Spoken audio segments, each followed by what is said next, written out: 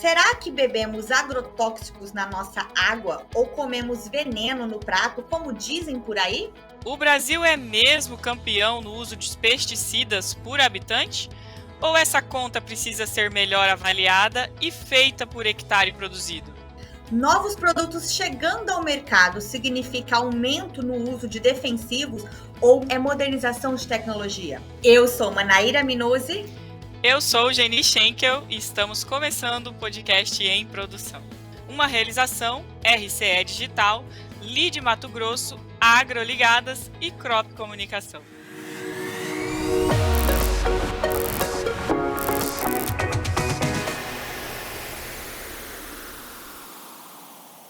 Quero começar o episódio lendo um texto da fala do deputado federal Padre João para vocês. Abre aspas. O Brasil é o campeão mundial no uso de agrotóxicos. O veneno não está só no alimento, ele contamina as águas, os rios e o lençol freático. Os dados são alarmantes. Comemos veneno, bebemos veneno e respiramos veneno. Temos que mudar nosso jeito de produzir, respeitando o meio ambiente, as águas e as florestas. Chega de veneno, temos que ter uma cultura diversificada, agroecológica e orgânica. É mais saúde e vida para todos. Fecho aspas. Essa frase foi dita recentemente em uma audiência pública em Brasília pelo deputado. Mana, volta e meia a gente escuta sobre isso que você falou, né? Tem aí estudos, tem pesquisas relacionadas à água, à nossa alimentação. E hoje o assunto aqui do nosso podcast é esse. Nada mais legal que a gente ter uma especialista para estar aqui tirando as dúvidas sobre tudo isso, né? A alimentação brasileira, sobre a produção brasileira. Então, convido aí Caio Carbonari, um especialista nesse assunto, professor na Universidade Estadual Paulista, trabalha na área de melhoramento vegetal e plantas daninhas.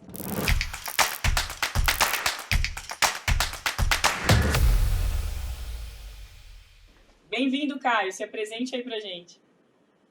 Primeiro, gostaria de agradecer muito o convite. É um prazer, né? Uma honra estar participando aqui desse episódio com vocês, né? Parabenizá-las pelo movimento Agroligadas. Acho que vocês fazem um papel fantástico aí de comunicação, né? Esse elo do agronegócio com o público, né? Que tem pouco contato com a agricultura. Isso é extremamente importante. Bom, eu sou professor, pesquisador da área de proteção de plantas, né, do Departamento de Proteção Vegetal da Faculdade de Ciências Agronômicas da Unesp, campus de Botucatu, e é um prazer participar desse episódio com vocês. Maravilha, Caio. Já vamos então para a primeira pergunta, né? Uma das dúvidas que a gente sempre comenta aqui entre as agroligadas, né? A gente é muito questionada sobre isso e até pelo nosso contato aí com a cidade. Então, vamos lá. A gente bebe veneno mesmo? O agrotóxico está no nosso prato? Diz aí pra gente. Não, de forma nenhuma, Geni. Esse é um grande mito, né, que se criou. E aí eu volto, né, talvez o grande erro do agronegócio, que ter feito quase tudo certo, seja de fato a comunicação. E aí é tão importante o trabalho que vocês fazem, né? Se criou esse mito de que o brasileiro consome agrotóxico, né, os pesticidas no alimento, que a água está contaminada, e nada disso é verdade, né? Muito pelo contrário. Todos os estudos, todos os indicadores mostram que nós somos grandes produtores, né, agrícolas de alimentos, mas não só alimentos, né? O Brasil também é um grande produtor de fibras, bioenergia. Mas quando nós olhamos os alimentos, de alimentos de grande qualidade e alimentos absolutamente seguros, né, do ponto de vista de resíduos de agrotóxicos, né, haja vista que nós somos grandes exportadores, exportamos nossos produtos, né, para mais de 160 países com sistemas regulatórios, com níveis de exigência extremamente elevados, né, e os nossos produtos têm sido cada vez mais aceitos, né? E como eu disse, né, se a gente olhar friamente os dados, os indicadores são extremamente positivos. O relatório, né, do PARA, que é o Programa de Análise de Resíduos de Agrotóxicos coordenado pela Anvisa, né, um programa bastante robusto que o Brasil tem para monitorar o resíduo de defensivos agrícolas em alimentos, mostra exatamente isso, né? Tem várias versões, a última que compila os dados até 2018, lançada em 2020, mas são dezenas de milhares de amostras de alimentos já analisadas, né, em todo o programa, e todos os resultados até o momento mostram exatamente nesse sentido, né, que 95% está em absoluta conformidade, uma parcela pequena, né, com algum nível de não conformidade, muitas vezes não é exatamente nada que demande maiores preocupações, porque é um produto que às vezes não está registrado para uma cultura, né, e é detectado naquela cultura, mas em níveis de resíduo abaixo daqueles que são seguros, toleráveis, né? Então, de fato, os resultados mostram e apontam no caminho completamente contrário, né, a essa ideia, esse mito que se criou do uso exagerado, do consumo, né, de defensivos agrícolas, da contaminação, né, dos nossos alimentos com defensivos agrícolas. Caio, desde 1940 surgiram os primeiros pesticidas sintéticos usados em grande escala nas lavouras do mundo. E desde 1960 se tem essa preocupação de utilizar produtos químicos mais eficientes e com menor risco à saúde humana e ao meio ambiente. Até a FAO, em uma reunião anual sobre controle fitossanitário, estimou que se perde entre 20% a 40% dos rendimentos globais de culturas devido a danos causados por essas pragas e doenças que podem atingir as lavouras. Então, se a gente perde esse alimento dentro da lavoura, a gente também vai ter uma menor oferta no mercado e maiores preços ao consumidor. Então, essa afirmação da FAO, esse dado da FAO, nos mostra essa importância do uso do defensivo agrícola para evitar essa perda na produção. E o Brasil vem sendo o país com o maior consumo destes produtos desde 2008, decorrente do desenvolvimento do agronegócio no setor econômico. Mas diz para nós aqui, Caio, quanto de defensivo agrícola realmente o Brasil consome em relação ao mundo? Manaíra, a sua questão é bastante importante, né? Primeiro, é importante só rapidamente a gente destacar qual que é o propósito do defensivo agrícola, né? Como você colocou. De fato, ele é usado, né? Ele foi desenvolvido para evitar as perdas promovidas pelas pragas, doenças, competição com as plantas daninhas, né? E inclusive preservar todos os outros recursos investidos na agricultura. Claro que se a gente descuidar, né, desses problemas fitossanitários, nós vamos ter perdas muito relevantes em termos de produtividade. Impacta no custo do alimento, como você colocou, mas também tem um impacto ambiental extremamente importante, porque talvez um dos maiores atributos de sustentabilidade da agricultura seja eficiência, seja aumentar a produtividade, ou seja, produzir cada vez mais por unidade diária, evitando, né, que nós tenhamos necessidade de expandir essas áreas com impactos ambientais importantes. Então, tem um impacto, né, nessa proteção da cultura, tem um impacto direto na eficiência. A eficiência a gente tem conseguido aumentar continuamente no Brasil, né, nos últimos 30, 40 anos, com níveis bastante significativos, né, em termos de aumento, graças ao uso de tecnologias. Não só os defensivos, mas biotecnologia, mecanização, semente de qualidade, fertilizantes, e os defensivos agrícolas fazem um papel muito importante nesse contexto.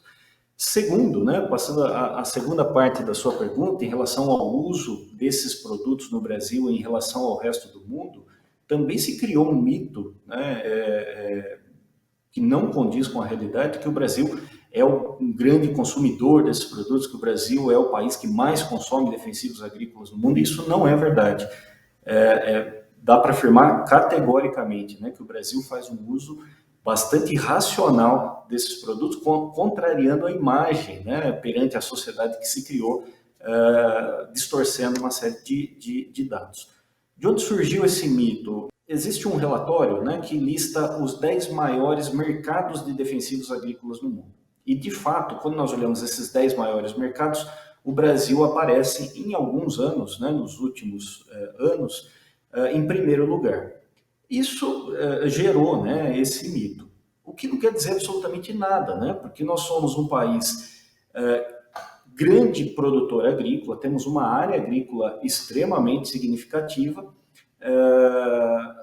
Obviamente, nós consumimos bastante defensivo num valor absoluto, né? Eu costumo usar como referência, né? Eu moro em Botucatu, uma cidade com 150 mil habitantes. Se eu comparar acidente de carro em Botucatu, número total, com São Paulo, que tem 12 milhões de habitantes, obviamente lá é muito maior do que aqui, né? Então, esse número está distorcido. Quando nós relativizamos isso, ou seja, eu pego esse mesmo número, né, esse mesmo dado que coloca o Brasil como um maior mercado e divido isso pela área agrícola, ou divido isso pela produção agrícola, que é também bastante honesto, né, bastante importante de se fazer essa normalização dos dados, o Brasil despenca, né? Dentre esses 10 maiores mercados, ele vai lá para a quinta, para a sétima posição, passa à nossa frente países como França, Itália, Alemanha, Japão, né? Enfim, o que também não representa nada de muito significativo, porque nós sabemos que Japão, né, Europa, tem agriculturas que produzem também alimentos bastante seguros, ou seja, esse dado ele não representa nada, mas ainda assim ele é uma inverdade. O Brasil, né, se nós normalizarmos os dados, ele faz um uso relativamente baixo de defensivos agrícolas por hectare ou por tonelada de produtos agrícolas produzidos. A gente sempre fala sobre isso, Caio, dentro do movimento, com as mulheres e principalmente com quem não convive, não conhece o agro, né? A gente tenta sempre introduzir esse assunto e levar as informações de uma forma mais real, né? Como a gente está aqui na produção, muito ligado à produção, mesmo que a gente não entenda muito a fundo, a gente sabe como é que funciona, né? Então, a gente tenta fazer isso sempre, levar a informação correta. Mas falando já sobre isso, esse ano aí, né, a gente teve a votação lá na Câmara dos Deputados para a lei lá da modernização, né, dos agrotóxicos. E eu queria que você comentasse um pouquinho sobre isso. A gente sabe que faz-se um barulho muito grande na mídia sobre isso, né? E tem aí a bancada ambientalista, que é muito contra, e tem a bancada ruralista, que defende, né, essa modernização das leis. Eles falam muito sobre barateamento desses produtos e também da modernização desses produtos aí, para melhorar tanto dentro da lavoura lá, mas também aí ter um acesso a produtos menos nocivos à saúde, né? Principalmente para os nossos colaboradores, que são os que são mais atingidos, né? Se a gente for pensar, eles estão ali diretamente ligados a esses produtos. Então, eu queria que você primeiro falasse para a gente assim, se houve uma diminuição durante aí os 5, 10 anos no consumo desses produtos dentro do agronegócio e também a sua opinião referente a essa modernização. Quem ganha, quem perde com essa lei? Geni, é muito, muito boa a sua colocação também. Bom, primeiro, antes da gente discutir a nova lei, é importante relembrar que a Lei 7.802, né, ela é de 1989, que regulamenta, né, todo o uso de agrotóxicos no Brasil. Então, ela vai completar 33 anos. Né? Eu acho que esse é um primeiro argumento aí muito importante para a gente repensar isso, né? Antes de discutir a proposta que está no Legislativo. Em 33 anos, nós tivemos uma revolução absurda do ponto de vista científico, do ponto de vista tecnológico, do ponto de vista regulatório, né, no mundo todo. E nós estamos com uma lei, então, absolutamente defasada em todos esses aspectos. Né? Ela precisa ser repensada, rediscutida, e nós precisamos ter algo mais moderno. Acho que a pandemia do coronavírus mostrou o quanto é importante ter uma regulamentação, né, ou ter uma avaliação eficaz do que é seguro, do que é útil, com agilidade, para que a gente tenha acesso a tudo isso. Né? E não pode ser diferente para as outras áreas de conhecimento. Alguns pontos importantes que estão em discussão, né, e que podem ser melhorados a partir do PL 6299. Né? Primeiro, assim, é a questão da análise de risco. Né? Quando nós discutimos a avaliação de um novo produto, né, nós não podemos ficar restrito à análise de perigo, que é o que contempla a nossa lei. Né? O mundo todo já tem todo processo de avaliação pautado em avaliação de risco. O perigo é inerente a uma substância. Ele é perigoso, não é perigoso, mas em quais situações ele tem, de fato, né, um risco?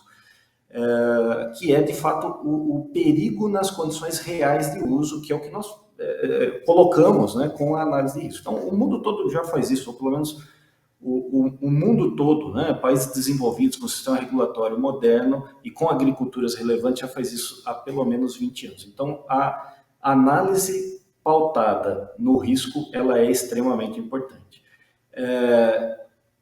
Sentar no meu carro de manhã, colocar, né, o cinto de segurança da partida e dirigir, tem um perigo implícito ali. Se eu sair com o meu carro embriagado, sem cinto de segurança, com pneu careca, dirigindo a 180 km por hora, é um risco inaceitável, né? Se eu dirigir dentro da velocidade permitida, se eu tiver com a manutenção em dia, enfim, né, com a minha carteira de habilitação em dia, tudo certinho, o risco é muito baixo, o risco é admissível, administrável, né? É disso que nós estamos falando. Então, qual é o risco daquele produto nas condições reais e recomendadas de uso?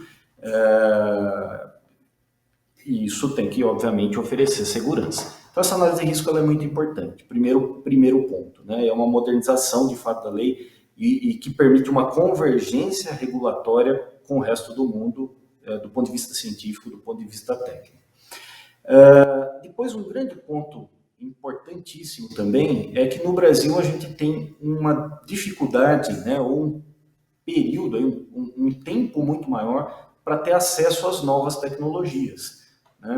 Enquanto os nossos principais concorrentes do agro no mundo todo, né, principalmente os países desenvolvidos, têm acesso a essas novas tecnologias, que em geral são mais seguras e mais eficientes, com um processo de avaliação que leva de 2 a 3 anos, no Brasil leva 6, 8, 10, em alguns casos 12 anos, e isso não é razoável, né? Porque nós estamos impedindo a chegada no mercado de produtos que, em geral, são mais seguros, são úteis, que atendem, né, demandas emergenciais, aí, pragas, doenças, plantas daninhas emergentes na agricultura brasileira. Então, existem ali prazos pré-estabelecidos, né, e que são extremamente importantes, são viáveis, é plausível, né, de serem cumpridos, que estão sendo contemplados, né, no PL 6299, e que vai permitir exatamente a gente estar em pé de igualdade, né, com os países desenvolvidos, com os países agrícolas, né, importantes no mundo, em acessar essas tecnologias que permitem competitividade, volto na questão da sustentabilidade, sustentada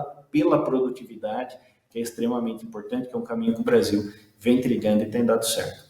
Depois tem outras questões, né? O termo agrotóxico por pesticida, que me parece também absolutamente razoável, uma vez que nenhum país do mundo usa o termo, né, agrotóxico, é pejorativo, é preconceituoso para com o agro, não representa os produtos, né? O mundo todo usa pesticidas, Portugal usa pesticidas, né?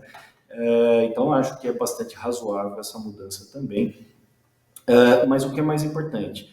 Preserva o rigor, preserva o papel da Anvisa, do IBAMA, Anvisa na questão da saúde, do IBAMA na questão ambiental e do Ministério da Agricultura na questão da segurança para a cultura e na questão da eficiência para o alvo biológico, né? Eu acho que esse é um ponto fundamental. Eu acho que o sistema regulatório ele tem que ser ágil para avaliar com todo o rigor, né, o que, à luz do conhecimento científico, é útil e é seguro.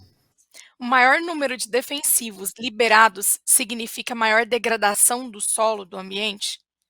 Melissa, não, de forma nenhuma, né? Claro que tem que ser analisado caso a caso, né? Cada produto tem o seu perfil, as suas particularidades, mas de maneira geral o que a gente tem visto é exatamente o contrário. A tendência, né, ao longo do tempo são evoluções científicas, tecnológicas que permitem cada vez mais produtos mais seguros do ponto de vista ambiental, do ponto de vista do consumidor, do que está sendo produzido e do ponto de vista do trabalhador, do aplicador, de quem está manuseando esses produtos. Só para você ter uma ideia, né, nós temos alguns dados, isso dos pesticidas em uso hoje no Brasil, né? Quando eu tenho um produto ainda em uso no Brasil, ou seja, significa que ele é seguro, que ele continua em uso no Brasil, está no mercado ali por 40, 50 anos. Mas quando eu tenho produtos que foi desenvolvido lá na década de 70 e produtos desenvolvidos a partir dos anos 2000, os produtos desenvolvidos a partir dos anos 2000 correspondem a 9% em média da dose dos produtos desenvolvidos na década de 70. Então imagina o avanço que nós tivemos, né? Os produtos mais novos, eles são usados, né, em quantidades 8 vezes menor do que aqueles desenvolvidos lá na década de 70, década de 80. Então, isso mostra claramente que está tendo uma evolução contínua, né, para termos produtos usados em menor quantidade, produtos cada vez mais seguros, né, do ponto de vista ambiental, do ponto de vista de saúde, do ponto de vista do trabalhador. Moléculas mais modernas atingem menos o solo? A questão não é atingir mais ou menos o solo. Em alguns casos, o objetivo até é tratar uma praga de solo, né, uma planta daninha, e aí você coloca o produto exatamente no solo. A questão não é atingir o solo, mas é exatamente a segurança dele a partir da aplicação. Isso depende de uma série de fatores, né, o tempo dele de degradação, enfim, né, toxicidade, comportamento em termos de movimentação no ambiente, tem uma série de aspectos que precisam ser considerados. Mas quando nós olhamos todo esse conjunto de atributos, de maneira geral, eles vêm se tornando progressivamente mais seguros.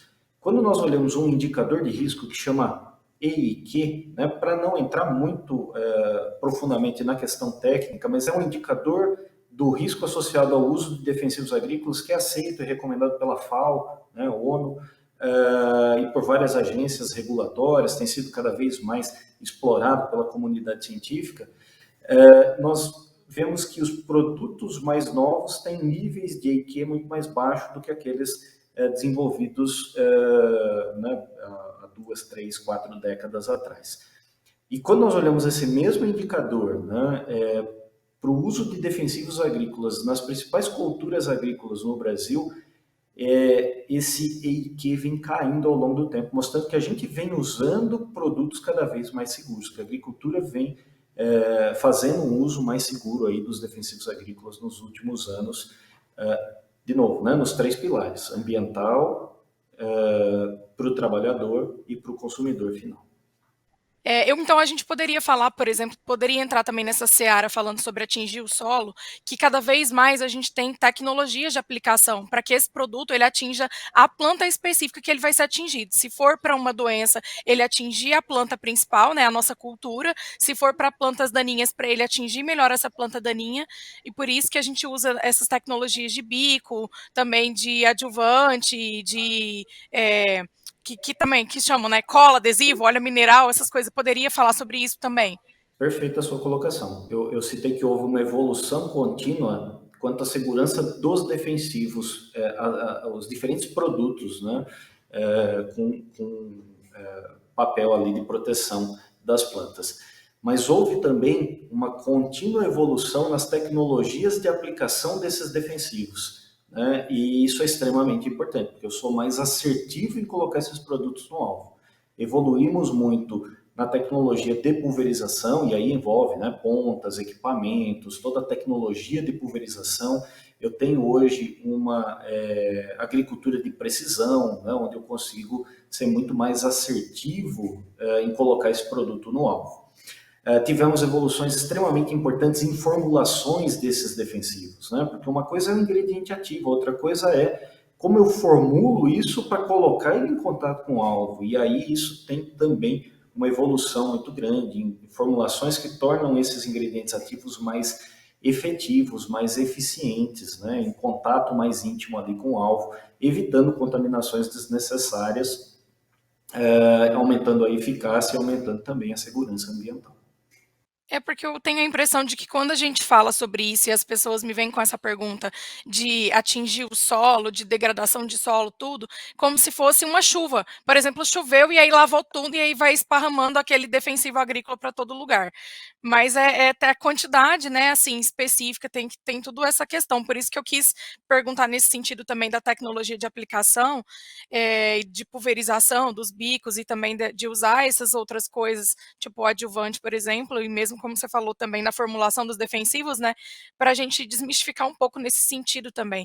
E até essa questão da lixiviação, se ele é um produto que degrada mais rápido ou que a planta absorve mais rápido, se você tem algum leito d'água por perto, não vai atingir numa possível, sei lá, chuva forte, lavar tudo, por exemplo, que o pessoal fala, também, porque aí ele já vai ter sido absorvido pela planta. Geralmente, quanto tempo? Tem algumas horas os produtos mais modernos ou não tem como olhar isso em horas? Não dá para a gente colocar em horas, nem dar um valor de referência que contemple todos, porque você tem perfis muito diferentes dos produtos. Mas, de qualquer forma, né, uma vez que o produto passou pelo processo regulatório, né, você tem uma recomendação dele, né, a partir de todo o processo de análise. Se ele tem essa recomendação é porque ele é extremamente seguro para o uso, né, e o risco de lixiviação, de contaminação no corpo hídrico, enfim, qualquer tipo de prejuízo a organismos não alvo ali é mínimo, né, ou praticamente inexistente na condição recomendada de uso. Bom, Caio, no mundo perfeito e na vontade de muita gente, seria ideal que a gente pudesse consumir somente alimentos orgânicos ou então tratados com bioinsumos, enfim. Esses alimentos orgânicos, eles também sofrem algum tipo de tratamento. Quais são os produtos que são usados em alimentos orgânicos e esses produtos podem também apresentar algum risco se da mesma forma os produtos não forem medidos, se não houver um controle, se não houver um procedimento correto na forma de uso dos orgânicos? Muito boa pergunta, Dejane. Na verdade, primeiro ponto né, o Brasil tem uma agricultura extremamente diversificada em culturas distintas e em sistemas de produção, e isso é extremamente positivo, né? Acho que tem espaço numa agricultura do tamanho da brasileira para todos esses sistemas de produção e não há a menor possibilidade de nós imaginarmos né, um único sistema. Segundo ponto que é importante, né, é a eficiência que eu já citei mais cedo, né? A gente precisa avançar sempre no sentido de ser eficiente, de produtividade, do uso de tecnologias, porque senão nós não vamos alimentar quase 8 bilhões de pessoas no mundo, né? Ou os impactos para fazer isso com menor eficiência seria algo muito grande.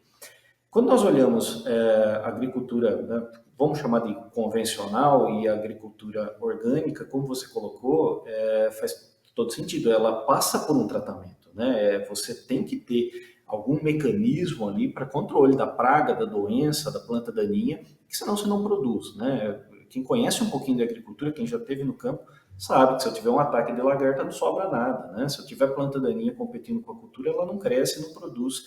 A gente precisa ter ferramentas para fazer esse manejo. A agricultura orgânica, ela preconiza, né, que eu não posso usar compostos sintéticos, mas eu posso usar compostos que são naturais para fazer esse controle. O que não quer dizer, né, que o fato de ser natural é mais seguro, né? Isso é também uma ideia no imaginário popular aí completamente equivocada. A natureza está cheia de materiais e compostos que são extremamente tóxicos e letais, inclusive. Então, nós precisamos olhar isso com muito cuidado. A agricultura orgânica, por exemplo, usa muito cobre para controle de doenças. E cobre não é um composto sintético, é natural, é um metal, inclusive, que gera grandes contaminações, que é extremamente tóxico e é usado na agricultura orgânica. Então, realmente, é um ponto muito importante que você tocou, que precisa ser olhado com um pouco mais de técnica, com bastante cuidado, porque é um mito muito grande de que o produto sintético tem risco e o produto natural não tem risco, quando você pode ter situações completamente inversas. Produtos naturais de risco muito maior do que o sintético. A questão não pode ser essa, né? Nem tampouco essa binarização orgânico-convencional, mas sim os diferentes sistemas de produção com uma avaliação, né, da segurança do alimento produzido. E, de maneira geral, né, o que a gente tem visto no Brasil é que, independente do sistema de produção, seja ele orgânico ou convencional, o alimento produzido no Brasil é um alimento de excelente, né, qualidade, de alta qualidade, e isso pode ser aferido aí com vários dados, né, e pela aceitação mundial que tem os produtos agrícolas brasileiros. Caio, por fim, eu gostaria de saber de você. Hoje, seria possível alimentar o mundo sem o uso de químicos? Ou até mesmo, quando isso poderá ser possível? Algum dia se vislumbra isso? À luz do conhecimento científico atual, não. Né? A gente não consegue produzir na escala que nós precisamos produzir para alimentar a população mundial,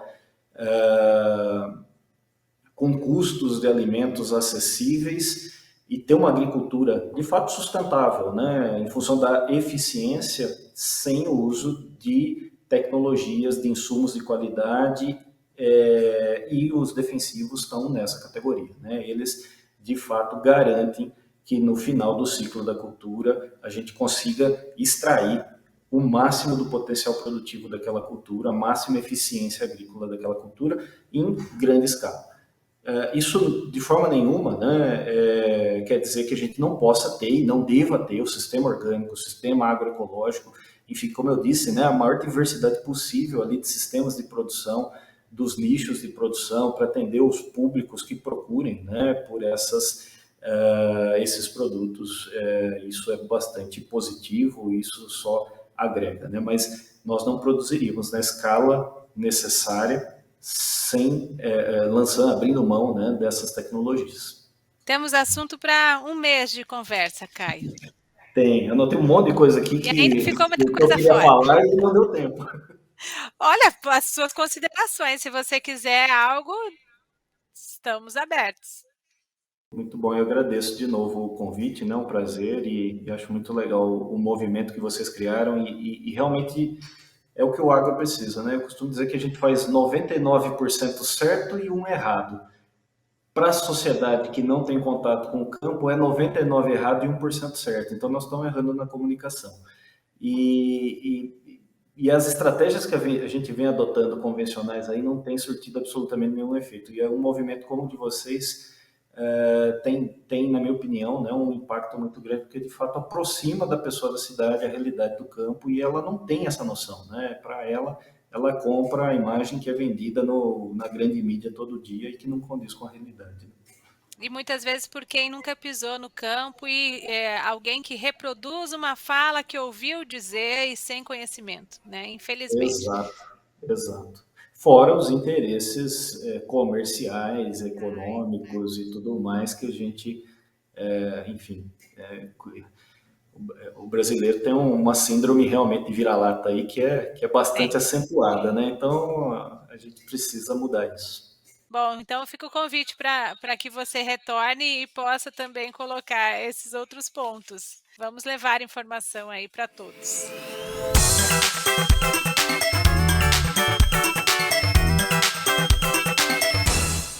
Tivemos agora a entrevista com o Caio Carbonari, que foi nosso entrevistado convidado desse episódio do podcast em produção, e ele trouxe vários dados importantes sobre esse consumo do defensivo agrícola aqui no Brasil e desmistificou mitos, né, de que fala que o Brasil usa mais do que deve, usa, né, gasta defensivo na nossa comida aí, a gente come e bebe veneno o tempo todo.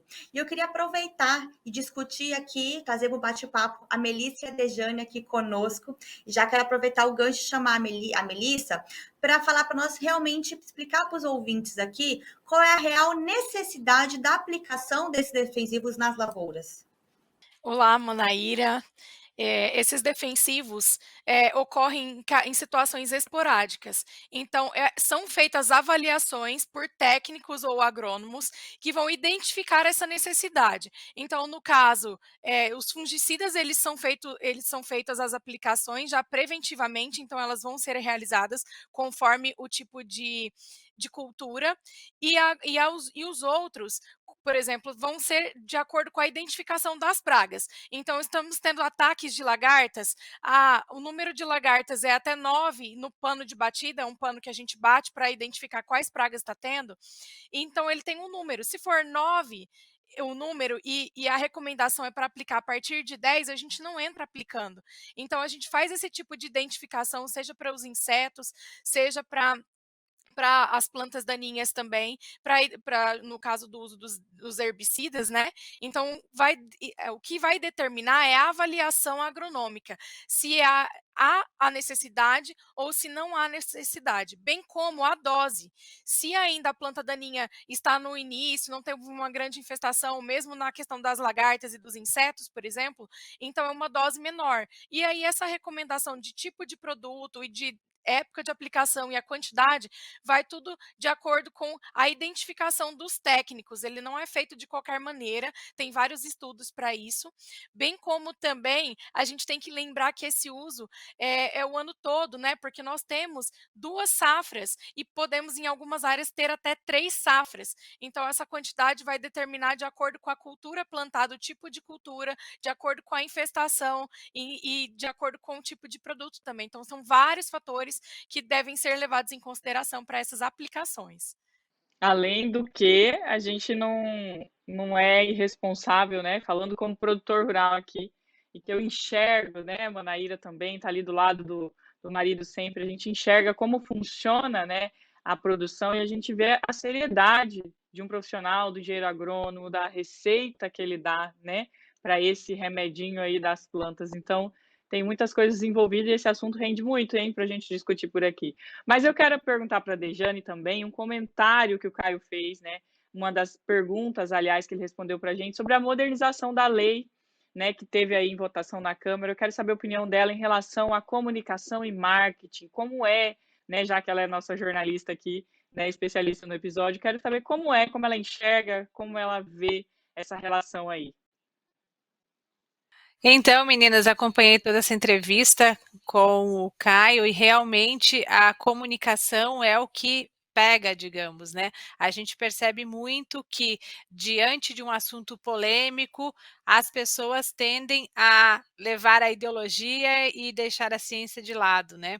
Como bem o Caio colocou, o cenário de agroquímicos e defensivos no Brasil existe e é feito sob toda uma regulação de diversos órgãos, né, diversas entidades. A Anvisa está aí, a IBAMA está aí, o Ministério da Agricultura, existem departamentos que fazem toda a análise, a liberação e as reavaliações. Esses produtos passam por reavaliações mesmo após liberados, para que sejam então modernizados. Mas a gente percebe que existe sempre uma falha na comunicação ou então uma crença muito mais forte nas fake news e nas informações que convêm a determinados grupos, né? Sem a análise correta de tudo que é feito e de todos os padrões e normas que são seguidos no campo, né?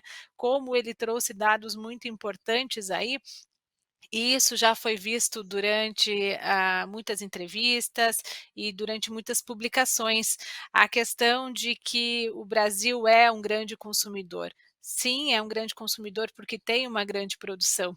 E se a gente pegar justamente análises feitas em Mato Grosso, que é nesse cenário brasileiro o maior produtor, a gente vai ver que dos 141 municípios que temos, e todos são produtores agrícolas e agropecuários, todos os municípios de Mato Grosso têm agricultura e pecuária, seja agricultura comercial, seja agricultura familiar, a pecuária bovina, suína, de aves, todos têm produção. E dos municípios de Mato Grosso, é um dado que foi apresentado justamente em audiência pública, em debate na Câmara dos Deputados em Brasília, Mato Grosso tem apenas 4 municípios que apresentaram inconformidades com relação a agrotóxicos. Ora, somos o maior produtor de grãos e fibras e também de carne bovina do país.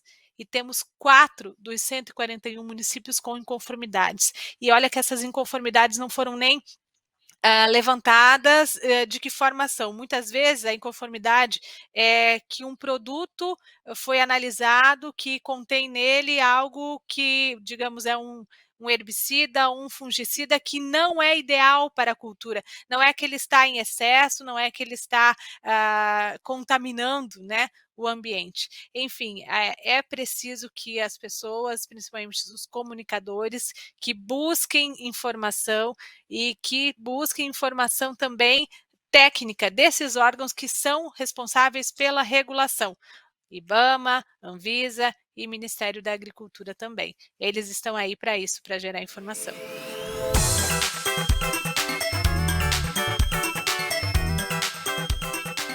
E esse foi o nosso episódio do podcast Em Produção. E é um assunto relevante que a gente vai trazer continuação no próximo. A gente vai falar na questão da degradação mesmo no meio ambiente, no alimento. Como que acontece isso do agrotóxico? Realmente acontece degradação ao meio ambiente? De que forma? E ao alimento também que a gente consome. Como que deixa esses resíduos e como que ele afeta a nossa saúde. Foi um prazer estar aqui dividindo a bancada com você, Geni, e ter convidado sempre a Dejane e a Melissa aqui conosco e o nosso entrevistado, o Caio, que participou também.